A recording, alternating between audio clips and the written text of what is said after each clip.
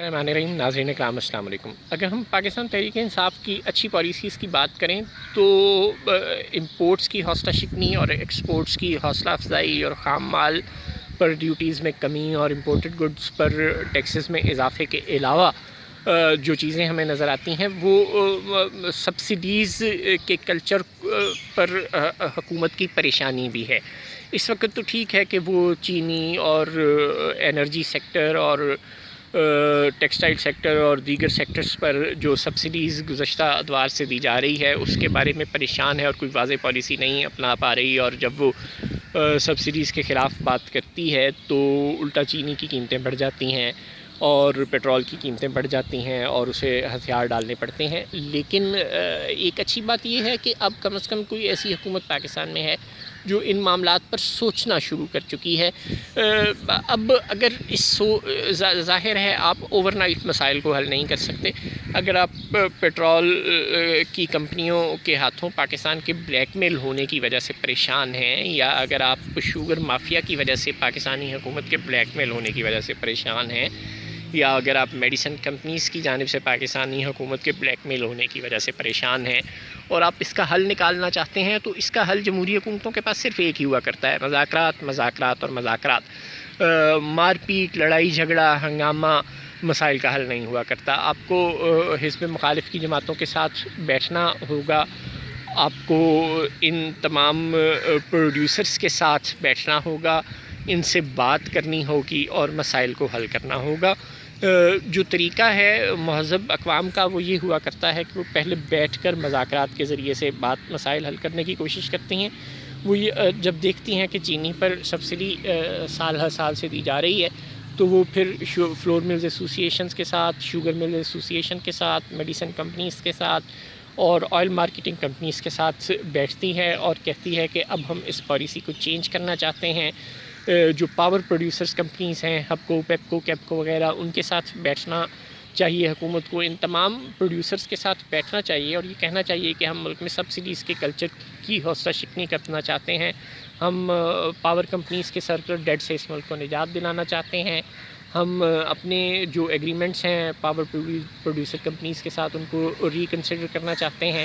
آپ اس سلسلے میں کچھ فلیکسیبلٹی شو کریں، کچھ ہم فلیکسیبلٹی شو کرتے ہیں۔ جب آپ مذاکرات کا راستہ اختیار کرتے ہیں تو آپ کے بہت سارے مسائل حل ہوتے ہیں۔ جب آپ اپوزیشن کی جماعتوں کو اعتماد میں لیں گے اور انہیں کہیں گے کہ ہم ملک میں ایسی پالیسیز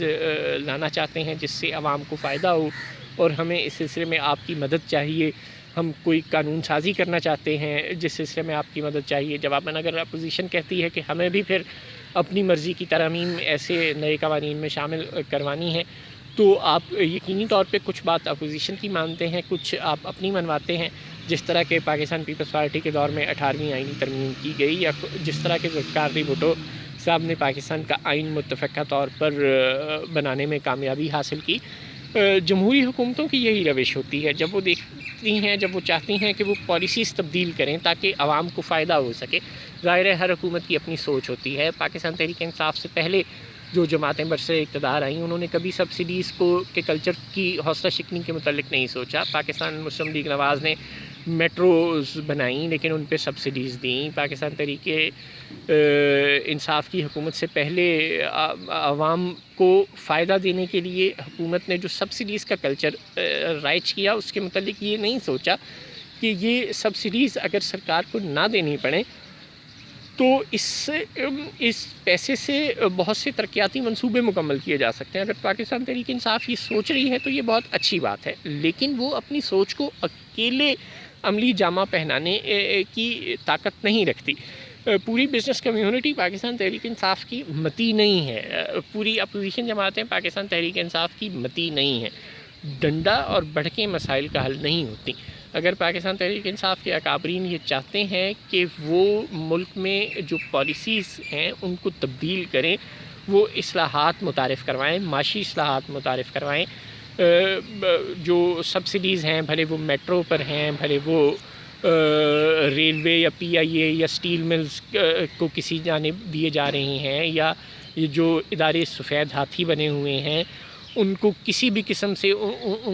سے فوائد حکومت کی جانب سے دیے جا رہے ہیں، لیکن جواباً وہ ادارے حکومت کو اور عوام کو کوئی فائدہ نہیں دے رہے. اسٹیل مل کوئی پروڈکشن نہیں دے رہی، لیکن اس کے ملازمین مفت بیٹھے تنخواہیں لے رہے ہیں. جو پی آئی اے ہے اس میں ناجائز اور اضافی بھرتیاں بہت زیادہ ہیں، اور وہ دن بدن خسارے میں جا رہا ہے، اور ہر سال عوام پر جو پی آئی اے کو چلانے کے عوض بوجھ ہے وہ پڑتا جا رہا ہے. عوام کے ٹیکسوں سے حاصل ہونے والا پیسہ حکومت کو پی آئی اے کو چلانے کے لیے دینا پڑتا ہے. پاکستان ٹیلی ویژن کارپوریشن کا یہی حال ہے، یوٹیلیٹی سٹورز کارپوریشنز کا یہی حال ہے، تمام سرکاری ادارے جو سفید ہاتھی بنے ہوئے ہیں، ریلوے کا یہی حال ہے. اگر ان اداروں کو سفید ہاتھی بنتے ہوئے دیکھنا پاکستان تحریک انصاف کی حکومت کو برا لگتا ہے، اگر ہر سال حکومت ان اداروں کو بیل آؤٹ پیکیجز نہیں دینا چاہتی، اب اپنی معاشی اصلاحات متعارف کروانا چاہتی ہے، چاہے وہ ان اداروں کی پرائیویٹائزیشن کی صورت میں ہو، چاہے وہ ان کو سبسڈیز دینا بند کرنے کی صورت میں ہو، چاہے وہ ان کو نجی شعبے کے حوالے کرنے کی صورت میں ہو، چاہے وہ انہیں پبلک پرائیویٹ پارٹنرشپ کے اصول پر چلانے کی صورت میں ہو، یہ سب کچھ کرنے کے لیے حکومت کو قانون سازی کی ضرورت ہوگی، حکومت کو نجی شعبے کے ساتھ بیٹھنے کی ضرورت ہوگی، حکومت کو ان اداروں کے ملازمین کے ساتھ بیٹھنے کی ضرورت ہوگی، انہیں ان اداروں کی پرائیویٹائزیشن پر آمادہ کرنے کی ضرورت ہوگی. یہ سب کچھ ڈنڈے کے ذریعے سے نہیں ہوگا، یہ سب کچھ مذاکرات کے ذریعے سے ہوگا. حکومت کے جو مشیر ہیں ورائے سادگی ڈاکٹر عشرت، وہ 21 سے زائد اداروں کو ختم کرنے یا دیگر اداروں میں ضم کرنے کا بہت دیر سے تذکرہ کر رہے ہیں. وہ یہ کہہ رہے ہیں کہ پاکستان پر بہت سے ادارے بوجھ ہیں، ایک ایک کام کے لیے 4 ادارے بنے ہوئے ہیں اور ان کا کوئی فائدہ بھی نہیں ہے عوام کو، لہٰذا ان اداروں کو یا پرائیویٹائز کر دینا چاہیے یا ختم کر دینا چاہیے. لیکن ان کے ملازمین کے دباؤ کی وجہ سے کہ پھر وہ ہزاروں لاکھوں لوگ جو بے روزگار ہو جائیں گے وہ سڑکوں پر آ جائیں گے.